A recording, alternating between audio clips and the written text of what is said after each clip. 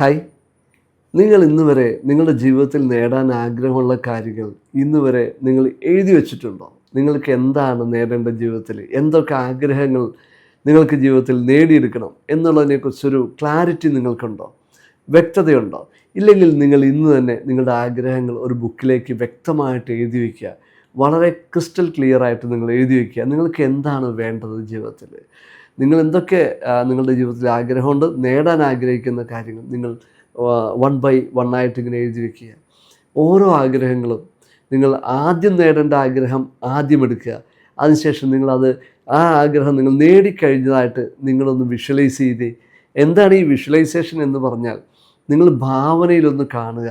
ആ കാര്യം നേടിക്കഴിയുമ്പോൾ നിങ്ങൾക്കുണ്ടാകുന്ന സന്തോഷം, ആ ഫീല് നിങ്ങൾക്ക് അനുഭവിക്കുക. ഇപ്പോൾ നിങ്ങൾ അനുഭവിക്കണം.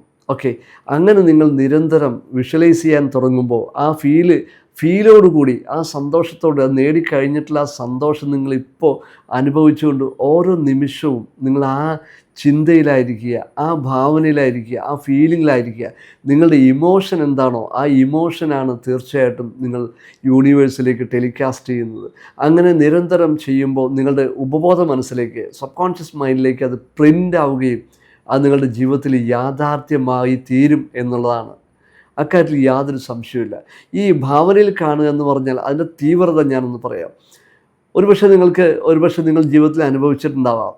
അല്ലെങ്കിൽ ഒരു യുവതി അല്ലെങ്കിൽ ഒരു യുവാവ് അവരുടെ വിവാഹം ഉറപ്പിച്ചു കഴിയുമ്പോൾ, ആ ഡേറ്റുകൾ അടുത്ത് വരുമ്പോൾ അവരുടെ ഭാവന എന്തായിരിക്കും? ആ പെൺകുട്ടിയെക്കുറിച്ചുള്ള സ്വപ്നങ്ങളുണ്ടാവും അല്ലേ? അല്ലെങ്കിൽ അവരൊരുമിച്ച് ഹണിമൂണിന് പോകുന്ന ഒരു ചിന്ത ഉണ്ടാവും. അല്ലെങ്കിൽ അത് ഭാവനയിൽ കണ്ടുകൊണ്ടിരിക്കും. അവളിങ്ങനെ കല്യാണം കഴിച്ച് കഴിയുമ്പോൾ, പുരുഷനാണെങ്കിൽ അവളിങ്ങനെ കിച്ചണിലൊക്കെ നിൽക്കുന്ന സമയത്ത് അവളുടെ ബാക്കിലൂടെ ഇങ്ങനെ ചെന്നിട്ട് ഇങ്ങനെ ഹഗ് ചെയ്യുന്ന ചിന്ത ഉണ്ടാവും. അത് ഭാവനയിൽ കാണും, അത് സ്വപ്നം കാണാൻ തുടങ്ങും ഇല്ലേ? ഇതൊക്കെ കാണുമ്പോൾ, അല്ലെങ്കിൽ ഭാവനയിൽ കാണുമ്പോൾ അവർക്കുണ്ടാകുന്ന ഫീലിംഗ് എന്താണ്? നിങ്ങൾ ചിന്തിച്ചിട്ടുണ്ടോ? ആ സന്തോഷം, അത് ഇപ്പോൾ അങ്ങനെ ചെയ്യുന്ന അല്ലെങ്കിൽ ചെയ്തുകൊണ്ടിരിക്കുമ്പോൾ കിട്ടുന്ന ആ ഒരു അനുഭവം അവർ ആ സമയത്ത് അനുഭവിക്കുന്നു എന്നുള്ളതാണ്. ശരിയല്ലേ?